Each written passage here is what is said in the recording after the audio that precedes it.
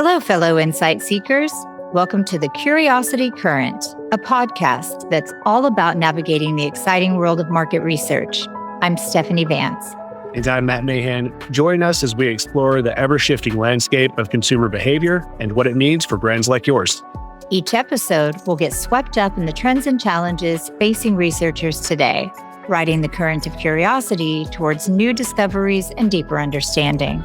Along the way, we'll tap into the brains of industry leaders, decode real-world data, and explore the tech that's shaping the future of research.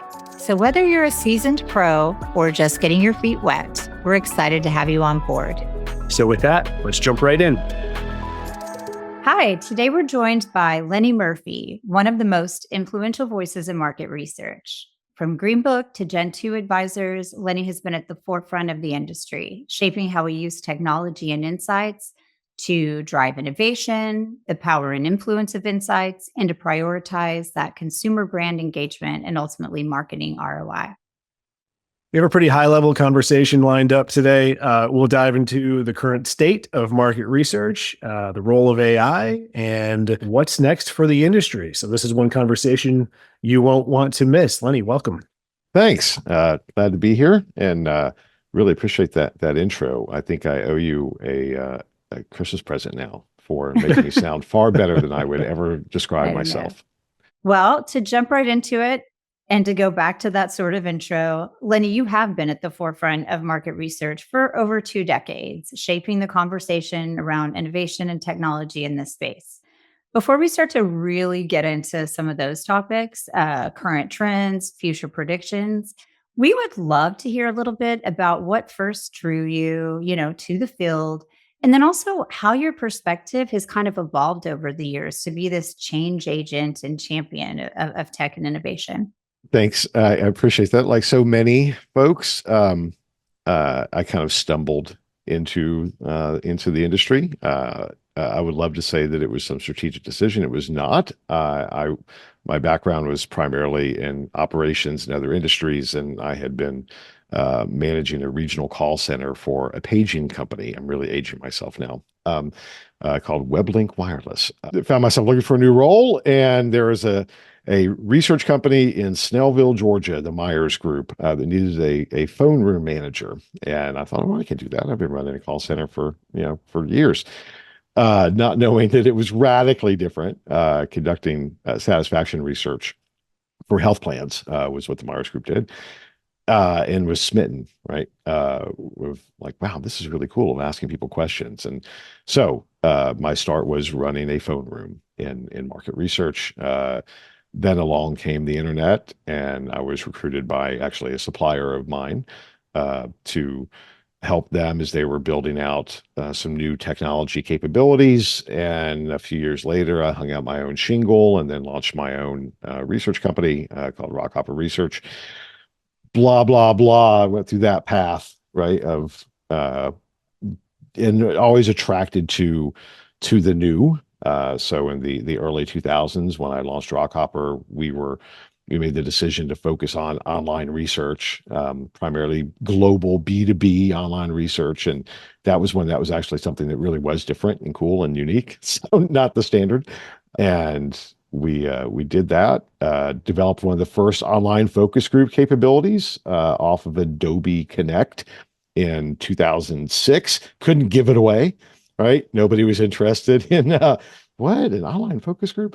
So I guess it was baked into my DNA to do that. Unfortunately, the strategic error I made at Rockhopper is that we focused on the financial services industry, and then here came the Great Recession, and we took it on the chin. Right. We went from, well, we're the coolest, great new company in the industry to how the hell am I going to pay people? And that started a process of introspection, right? As the CEO of, wait, I thought we were doing all the right things, but we weren't doing the right things in terms of looking for disruption across multiple categories. I was friends with the folks at GreenBook. They said, hey, we want to try this whole blogging thing. You're struggling. Will you consult with us and we'll give you money? I said, yes, great, fine. And that started this transition into this role, because what I found myself doing was blogging about what I knew, which was, wow, here's this industry we love, experienced at that point, roughly a decade in. But it's changing because that was also the onset of social media and mobile, right? The kind of Facebook and the iPhone all kind of exploded at the same time. And there were lots of other folks that were struggling to figure out, well, what does the industry look like when the focus isn't on our tried and true methodologies? Those were still absolutely, the foundations of research were still there, but how we went about it were changing radically. And I had the time to think about it and talk about it. And that just started this whole thing that, again, I would love to say that I planned. It did not. I did not plan for it. It just happened. And since I was one of the voices out there leveraging social media, LinkedIn, Twitter at that point, talking about these things, people kind of wanted to listen to what I had to say, which was quite a pleasant surprise. And then folks started asking me, well, will you help advise us? Because we don't have time to do this either. And I think the core lesson there was that so often in our industry, we, especially founders, you get caught up working in the business instead of on the business.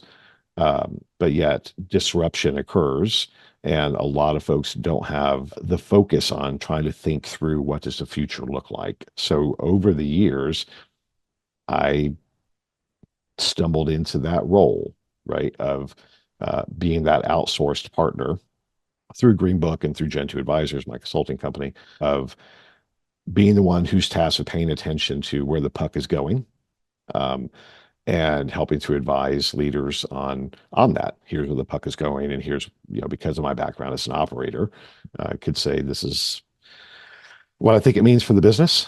And what I found over the years, I'm pretty good at predicting where the puck is going. I'm not so good at predicting when it's going to get there. So what it usually meant is that I expected things to happen faster than they did until AI. And now I find myself in the opposite, where I'm still pretty good at predicting what's going to happen, but I think it's a year out and it's like tomorrow. Right? So changes are happening faster and faster. So yeah, long story short, or shorter than it could be, that's how I wound up in this role. And it's the coolest thing I've ever done. I love helping people. My kids ask me what I do for a living, and I just say I help people, because fundamentally, we need people to be thinking about these things so leaders can focus on running the business. So yeah, there we go. Yeah, that's a very cool business model. As a kind of follow-up to that question, because you did touch on this in your answer there, but I would love to hear from you. You've talked about, and we know that the industry has undergone some major transformations in recent years. What do you think have been the most impactful shifts? And I know AI is the big elephant in the room. In addition to that, and how have they redefined the way that researchers deliver value to the brands that they work for? The first one was the transition from mail to telephone, and the golden era of random digit dialing. Everybody had a phone. It was easy. Then the shift online was the first big one. But all we really fundamentally did was take what we did and just made it a little more visual. There was no real transformation. It was just kind of old wine in the new bottle kind of thing. Yeah, and I don't mean that as a dismissive thing. That's just where we were. But that did have fundamental changes in sampling, which was the foundation of research. And that was why it took a long time for online to catch on, because people had to get online. So that was the first big one, was taking what was into a visual medium effectively. And then, of course, from that came DIY, because these tools became easier for lots of people, and it lowered the barrier to entry for researchers.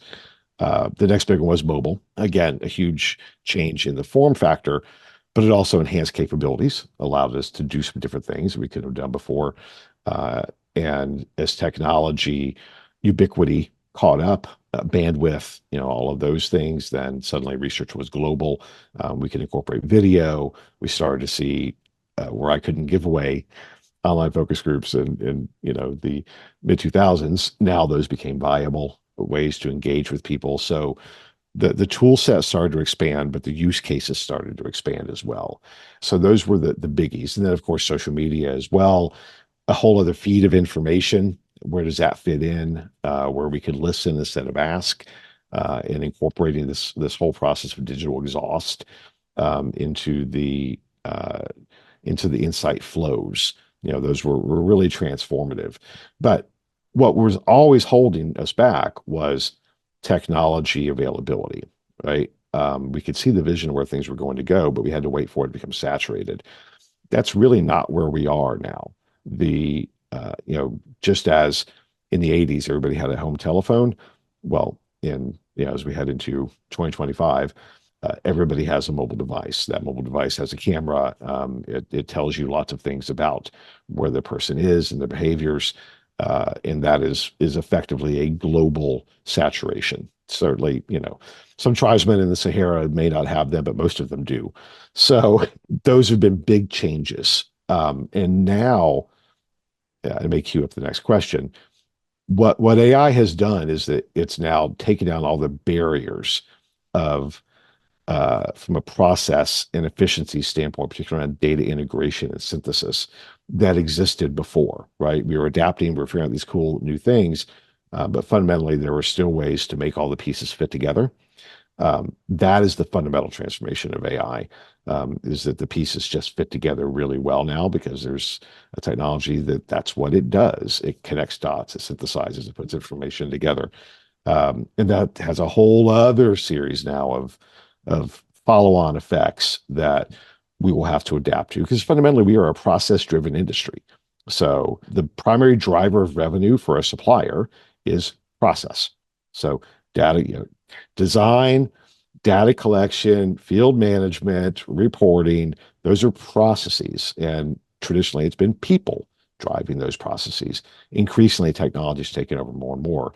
Now we see a world where the process is entirely driven by technology, other than the human elements of what's the business question, and then what the hell do we do with the answer, right? Those are still inherently human connections, but everything else in between, we're moving rapidly in the place where everything else that enables those things is now driven by technology, and very quickly maybe driven even without human intervention in some components. And that is the next great era of transformation that the whole world is going. There's not just us.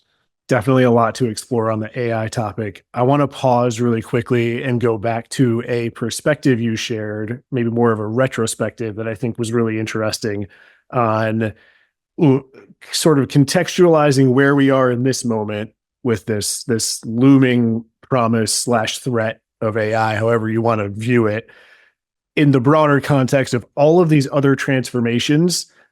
Maybe they were transformative, maybe they were smaller scale changes in the way we've done our work as market researchers that researchers have already made their way through. You mentioned the change to digital, the adoption of social media analytics, the growth of greater sample scrutiny. There are a number of needs that drove each one of those changes. I'm curious to get your thoughts on, thinking about all of the challenges that we have sought to use technology to overcome. How are we doing as an industry so far? Again, kind of setting AI aside for a moment, all of these other problems that we've been struggling with up until now, we've been tackling through technology in various ways. Where do we stand as an industry? Are we nailing it? Are we ready for the next big thing? Are we ready for AI? Or do we still have things that we need to shore up? Boy, that's a question, and no one has asked me that specific question before. So I'm going to have to kind of freewheel on this one. So I think the industry has overall adapted from a process standpoint. We have not done as well adapting from a business model perspective. Not when you think about kind of the core sectors. So within, some of you folks may know, and I'm sure you do, the GRIT report, right? Yeah, AYTM was a great partner for us for many years in conducting that. And that's our twice annual, taking the pulse of the industry, right? So asking buyers and suppliers, what do you think's going on? And getting their take on things. So in that we view a few different segments in the industry. So full service, which is the bulk of the industry from a revenue standpoint, at least traditionally was. Ipsos, Kantar, the big, full service agencies. The field services, which was always under the surface, field services support full service. They do the grunt work of data collection and all of those things. Qualitative, which still kind of stands on its own, although the lines are blurring now. Strategy consulting, then technology. Now, there was this very uncomfortable relationship for a long time between the full service companies and the technology companies, because fundamentally they had the same concern that we have now. You're going to take my job. And that has happened. The need for coders, for instance, has been steadily degrading for years because of text analytics. The need for programmers of a survey has steadily declined because we have automation. We've templated and created kind of plug and play solutions in many cases. Report writers often replaced by platforms like AYTM that, well, you got the gist here, right? Here's all your charts and graphs, now it's just fine tuning. So we have adapted to that, but that begs the question then of, well, where's the value add? So if you're a full service research company versus let's say an AYTM that is both service and technology, and you're a buyer, well, why do I go to a full service company when I can pretty much get what I need from an AYTM? So we're still struggling with that, but the market speaks, right? The growth of the technology sector of the industry is now equivalent to, if not greater than, the traditional definition of the industry. And that has happened rapidly. So in the last decade. So that's forced some reportment, right? For folks to kind of think through how they fit together. And that's where we see now the growth of the strategy consultancies, because that's all they are. They are just focused on the human element. Where does that leave us? Where do we get to, in the final kind of view of the market structure? My belief is that fundamentally there is technology driven, but service enabled businesses will be roughly half, if not more, of the business. And then there is human driven, but technology enabled companies that fit on the other side. And everybody's going to fit in kind of a spectrum there. But the bulk of the revenue that defines from a market sizing standpoint the industry will be on that tech side of things. And that's really kind of where we are now already. And buyers, because buyers speak, right? That is where they go. Now the question, without getting into the AI stuff, is if that's true, then what's the focus for the human element? And I think that is some type of niche specialization, either vertically, healthcare, pharma, whatever, that specialization, or business issue specialization, advertising, testing, new product development, those type of things. And that's not different from where we are per se, but it will be far more pronounced. And undergirding all of that will be the technology enablement, one way or the other. It's just going to be a question of what's your tip of the spear? Are you leading with the human or are you leading with the tech? Most everything in the industry is going to be led by the tech. Great perspective. I think this is something that Stephanie and I were just talking about, in fact, and you alluded to it in your answer, which is just at a fundamental level, the researcher's role is going to shift. Whether you are excited about it or you're apprehensive or some mixture of the two, there are significant changes coming if they haven't already arrived. So given that, big changes in the industry, from the researcher's perspective, how do I pull it together? Like, how do I start to integrate some of these AI tools that are available to me in my day-to-day practice? There's another dimension of this. We've been kind of talking about the supplier perspective, but the buyer side is impacted by this as well. And I think that's kind of where you're getting to, because the fragmentation, the decentralization of research is well on its way. And I'm sure you guys know that better than most, right? My bet is that if you look at your client list, that you have as many directors of marketing or head of product or head of brand as you do director of research.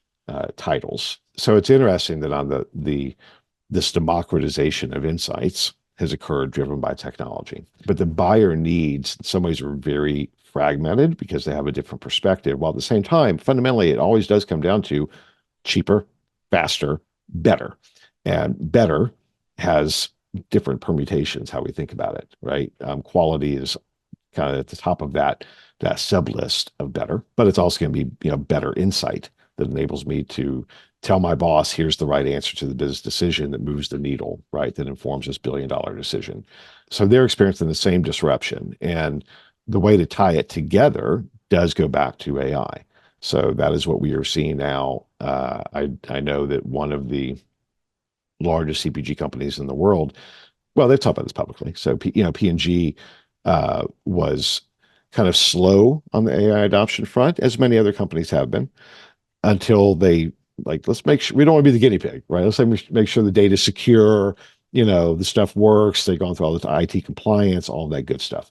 And as soon as that was there, they said, all right, well, we're going to invest, a gajillion dollars right? Into building their own internal LLMs based off of their data and leveraging their data. Now, this is stuff we talked about when I traveled and spoke. I would always use a clip from the movie Minority Report, right? Where Tom Cruise is walking through the mall, and there's these targeted ads coming through with him. It was like, that's big data, right? And that was the word we used back then. That was the promise of this. We didn't know that we needed something else to make it happen, right? Oh yeah, we'll just put all the data together and look at this world we'll live in. It'll just happen. AI unlocked the era of big data.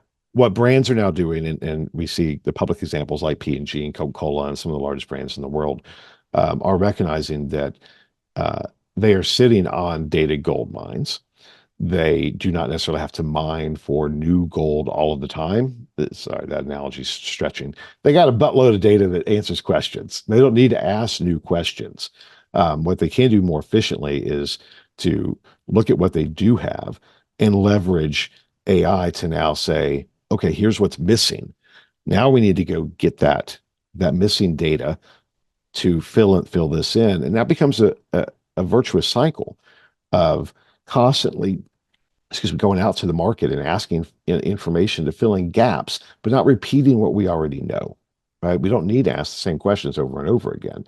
We can leverage the data effectively that already exists. And that is the great adaptation we are moving into now, is the accessing the right technology. Because sure, P&G can spend $1 billion on their own custom LLMs, but if you're Joe's Smoke Shop in Kentucky, right, where I live, and I've got 5 branches, but I still want to be able to tap into those things, then I'm just going to use ChatGPT. So it's just going through kind of where those tools fit within your organization, but the end result is going to be the same. You will be leveraging a combination of accessible and freely accessible information online with your own internal customer data, your own research initiatives, interrogating that first, then going out and getting new information to fill in gaps and to validate as well. I mean, by no means do I think anybody should trust what an LLM tells you today without validating it.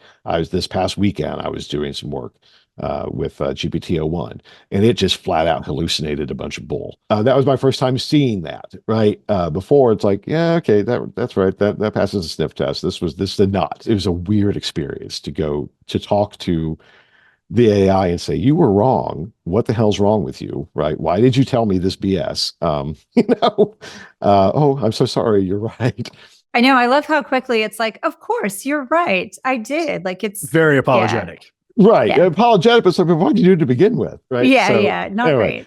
We're not there yet, right? Where we can trust it. So we're still going to be validating, et cetera, et cetera. But that is where all of us, both buyers and suppliers, is now thinking, how do we fit within that ecosystem? Fundamentally, suppliers are in the business of supplying information. So that is how we need to think about things. Our product is data. So our product is not a research study. So, there will still be research studies. There's still going to be very specific things that, brands want to understand in a different way. But that'll probably increasingly just be more strategic in nature, probably more iterative, more agile as we think about that term. But kind of the tactical stuff, that will basically be a subscription to ongoing information that is feeding the beast. So, and that ecosystem is being set up right now, right? We know OpenAI, for instance, they pay for access to information. So to feed their systems, that'll continue a slightly different way. And we'll all just have to adapt on how that works. That the train's left the station. There is no stopping this transformation. It's already well underway. What I hope we find, and I'll give this weekend as I was working with an LM, I was doing a competitive assessment. Okay, so it was a really interesting experience where I treated this as a collaborator. So I fed it some information that I had that was proprietary, while also allowing it to do its thing with external information, and went through a process of exploring these things together. So there was no denying the efficiency. I could have gotten to the same place, right? But it would have taken me 30 hours, to get there. This took me 5 to have a fully baked, right? Well, here's the deliverable, right, that I was looking for. Wasn't pretty, but it had the right information there. So that process of how, from a researcher standpoint, we provide information, which means we need to know how to ask questions. And I think if we're on the client side or on the supplier side, we have to think through the processes to provide the right information. Then we need to know how to ask the right question and to get to the right answer. And fundamentally, that's what we do already. Now the tools are just going to change in how we achieve that. And what that should do is increase bandwidth, right? So we should be able to do more. We should be able to rather than today, I don't know, I know you guys have grown explosively, but you have 100 people and, an X revenue, and you should be able to not have to put 200 people in to do the same, number of projects. You should be able to scale up and handle greater volume. And brands will, on the buyer side, they'll consider the same thing.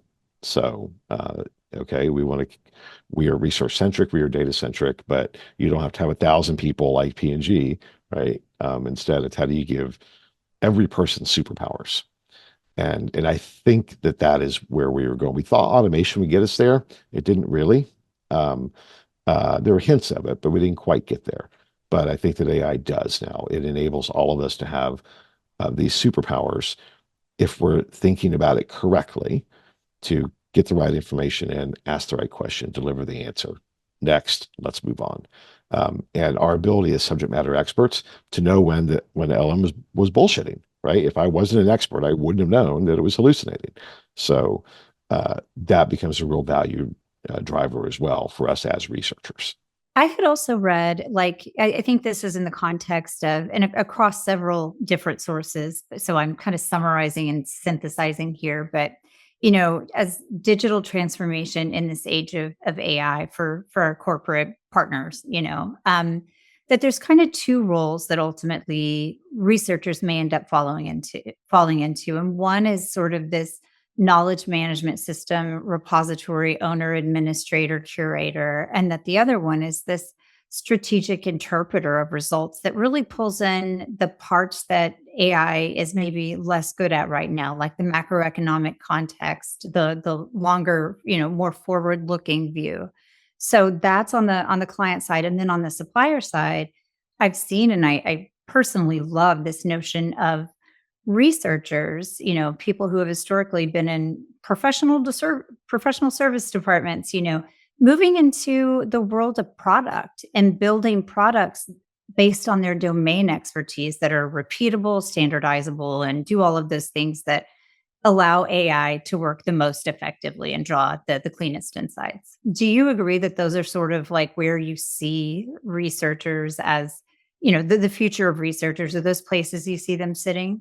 I do, and I think a little more nuance. We've tracked this via GRIT. We've asked what skills are necessary for the researcher of the future. Right? There's always technology, right? That continues to be there, but we've also over the years have seen the emergence of anthropologists, storytellers, social scientists, these kind of soft skills, as well as business consulting. So there's kind of the buckets.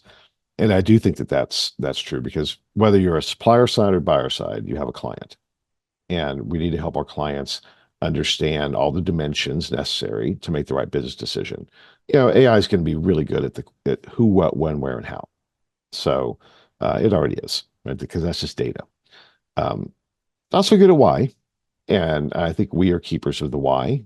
I think that that'll be a big piece of that, and whether that comes through domain expertise, through education and experience, through intuition. I think the role of intuition is important there. Of just, I'm sure we've all experienced that. Sometimes you just know, right? I mean, I make my living connecting dots, and I would love to say, here's how I did that. I don't. I go from A to Z, and I got to back into it, of how I got there, and that's a valuable skill.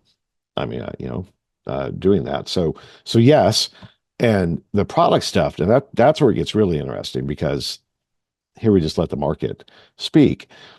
In the last year, there's probably been close to 100 AI specific launches in the research space. Sorry guys, I hate, if you're one of those startups, I hate to tell you, there's not room for 100 of you.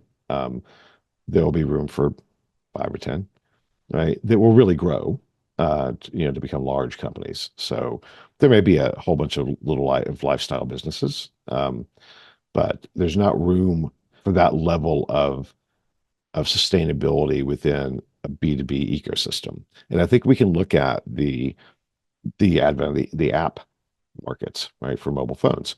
Not everybody's gonna be in Angry Birds or whatever, right? There may be 10 knockoffs of Angry Birds, and they may make some money, but they're not going to make much. So I think we will see a very vital ecosystem of product developers, creating new products, and some of those won't make it. Most of them won't make it. Some will get absorbed into other businesses, and they'll make it. And a few will be disruptive, and will become the next AYTM or whoever, right? The next big company. And that's cool. There'll be a lot of excitement. I love startups. I do the startup competition as part of the IEX event series. Been doing that for 10 years. Track record of picking winners that help companies disrupt and grow has been really great. And that's exciting. And I love that because I'm an entrepreneur as well. But for every winner, there's 30 who never make it up on stage, right? That are variations on a theme. And that's just what we're gonna have to accept, right? That's just the odd. That's just playing the odds of being an entrepreneur. I want to make sure we get your perspective on this. You mentioned, as researchers, we are keepers of the why. I love that. We are, purveyors of the information. It's up to us to make sure the information is correct and that it's being utilized in, appropriate ways to guide decision making. Everybody's talking about synthetic data now. So if you have a data set that's trained on, an AI model that's artificial at its core, is that information? Does that have a place in research today? Or if not, maybe it does. If not, when do you expect that transformation to happen? So one, I think that there's a definitional issue here on what those terms mean. People have different meanings. When I say synthetic sample, what I mean is really the scenario that I was just talking about. It is an LLM overlaid with real first-party data that then you are creating personas off of real information. That we've been doing that for years, right? It's just cooler and easier now.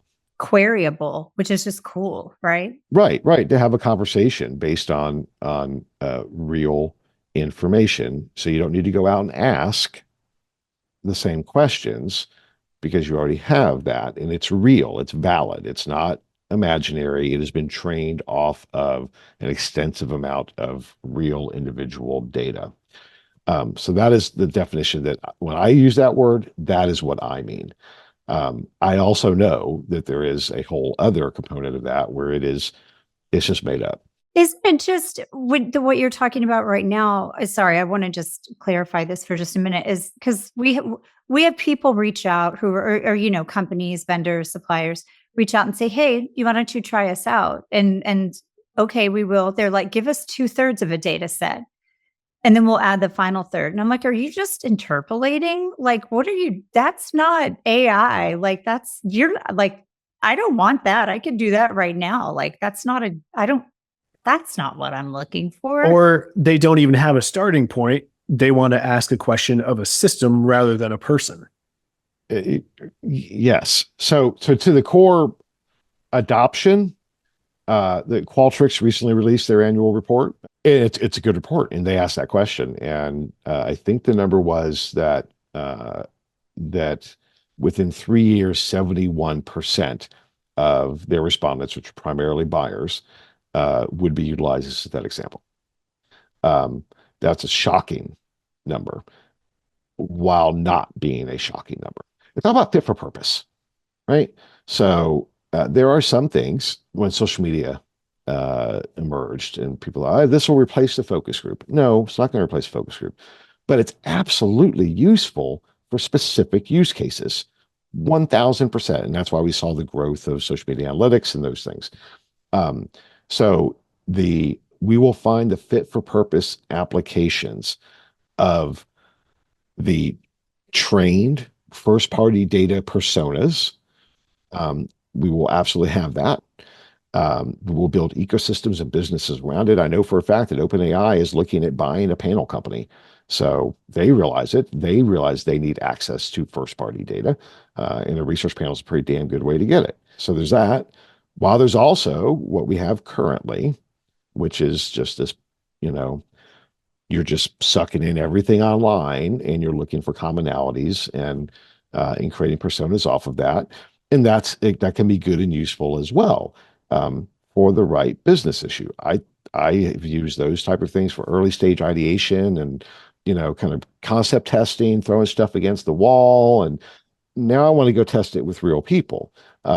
And it's easy to think if I could test it with a trained LLM of personas that I would call synthetic sample, sure, let's do that.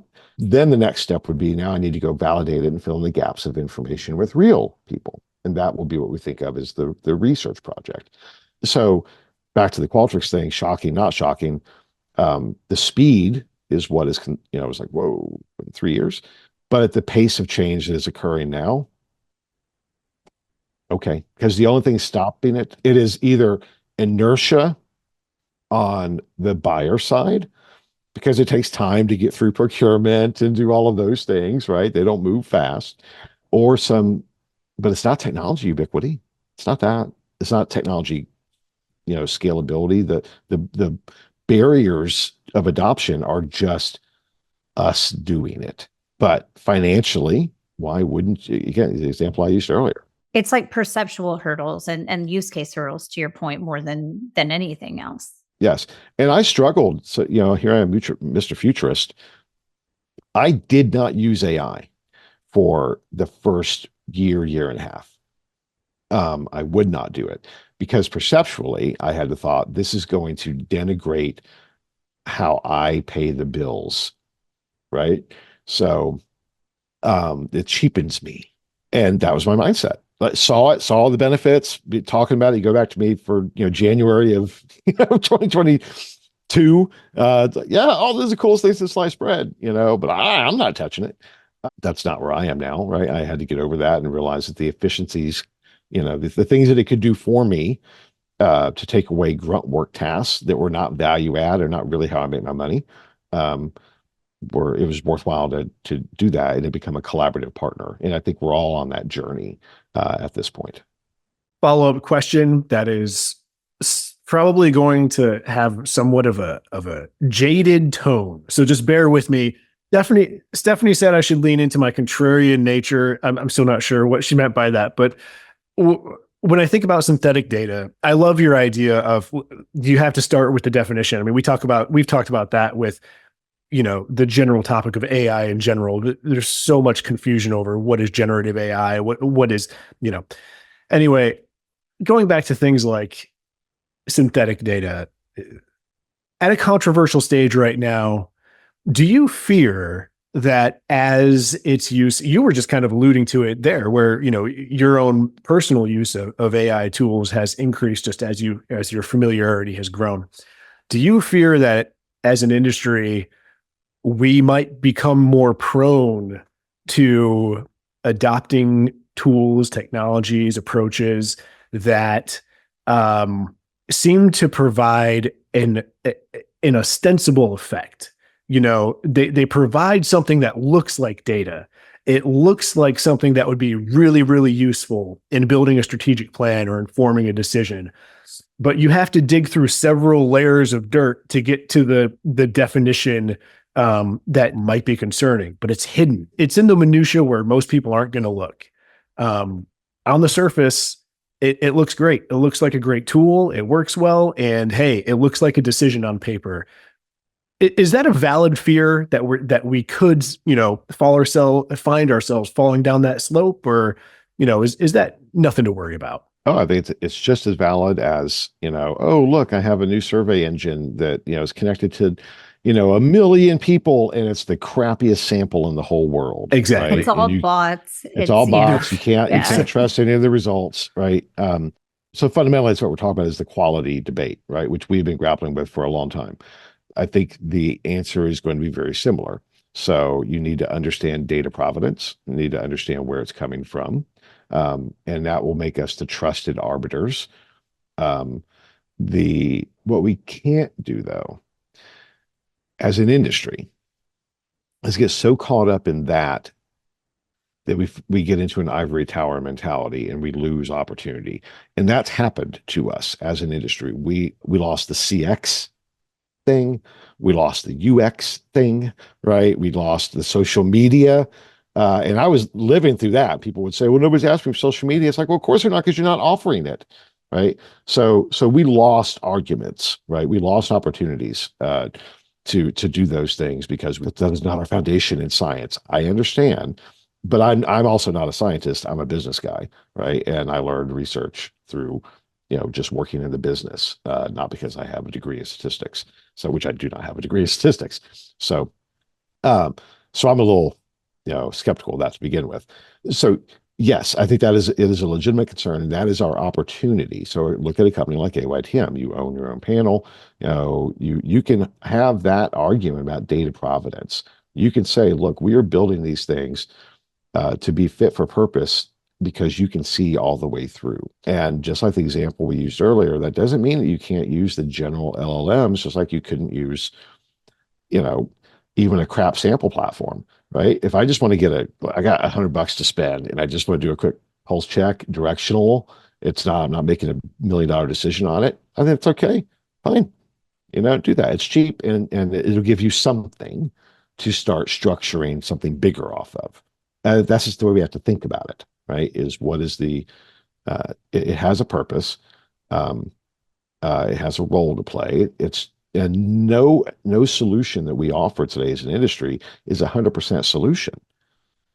We've always been combining things, quant and qual, and we're just going to have to keep doing that. We can just do it a lot faster and cheaper and more efficiently, and we can combine stuff on the back end in a much cooler, more way than we could before. That's where we are now. It doesn't mean that, who knows, 2 years or even 2 weeks at the pace things are going now, they could roll out something that just makes it we all just need to curl up and accept our robot overlords and just move on, right? I mean, it's just a matrix. Just put me in the pod, and I'll be a battery, because that's all the hell that I'm good for now. I don't think we're there. Got a few years, maybe. A few years. I mean, we did purposely buy a small farm in very rural Kentucky for a reason, right? So you're like, it's not a hard recommendation, but I mean, most of my neighbors are Amish, Mennonites, and everybody's got guns. If you're going to come after us, robots, well, we're the last on the list. So there will be a multi-million-dollar decision misfire because somebody used bad data sources to drive it. I mean, just like we're recording this in December, during the run up to the election and after the election. My point on that was, look, we just need to recognize it's not that polling is dead, it's that we have bad sample. So, and here's a visible example of why it was not highly predictive, because we weren't talking to the right people. We need more examples like that in business, that there is a big miss on a decision, but businesses don't like talking about that. But they'll happen. There will be some, like there will be a new Coke, I'll age myself again, that'll come out and that we'll realize, oh, because you tried to run it all through ChatGPT instead of doing real research. Won't do that again, will you? And we'll learn. We will learn. That is definitely what we do. And like you said, if we don't, we have at least a few years to get our leases on our farms set up and our fallout shelters built. Optimistic advice from Lenny. No, Lenny, genuinely, we've selfishly taken up so much of your time today, but this has been such a wonderful conversation. Have really enjoyed capturing your insights and perspectives on, where we sit as an industry and where we're headed. Do you have any wrap up thoughts? Any parting words of wisdom for our audience members? Anything we didn't get to discuss today? I don't know about wisdom. That automatically puts me off, because that's not what I do. But it's been a joy, really. One, compliments to AYTM. Again, I've seen your journey, and I think you guys have just done an amazing job from a business standpoint. And it's really exciting to be your inaugural guest on the podcast. I love you guys. I will say this, and this is not blowing smoke. The type of outsider thinking that drove the development of AYTM, we will continue to see more of that, and that's where the real innovation is going to come from. And that combined with that expertise, so even my own experience, right? Lev had no research experience, but then they brought me in as an advisor, and here's our resident research guy. And there's that combination of thinking through those things together that has helped, driven the growth of that business. We'll see a lot more of that, and those are the companies that will write the future. And that's fun and exciting to see. The last only wisdom I can say is the lesson that the pace of change is only increasing. And that's a trope, but it is true. It is demonstrably true. And so hold on, right? We thought that things were 2020 to now. I don't know if you guys, I'm sure you've seen the memes, the jokes of, 2022. I mean, now, as we're talking about this, is there an alien invasion happening in New Jersey? I don't know, right? It's like the weirdness level is just increasing. Google says that their new quantum chip says that there's multiple universes. We live in really interesting times. Have fun with it. There's the wisdom. Have fun with these interesting times. They can be stressful. But we'll figure it out, because that's what we do as humans. We adapt. And in the meantime, it's a really interesting time to be alive, watching all of these changes happen. So, Lenny, if people want to hear more about your perspective on AI, market research, the future of the industry, where can they find you? Well, assuming anybody really wants to hear anything more after this, my tirade's here. But GreenBook.org is my online home. My email address is lmurphy@greenbook.org. You can also find me on LinkedIn, Leonard Murphy. I'm on Twitter /X, Lennyism, at Lennyism. Those are all good ways to find me. I'm pretty ubiquitous, I think. I'm probably the most overexposed man in the industry, so most people probably won't struggle trying to find me. Well, again, we appreciate your time so much. Thanks so much for recording this inaugural episode with us. Thank you for having me. The Curiosity Current is brought to you by AYTM. To find out how AYTM helps brands connect with consumers and bring insights to life, visit AYTM.com. And to make sure you never miss an episode, subscribe to The Curiosity Current in Apple, Spotify, or wherever you get your podcasts. Thanks for joining us, and we'll see you next time.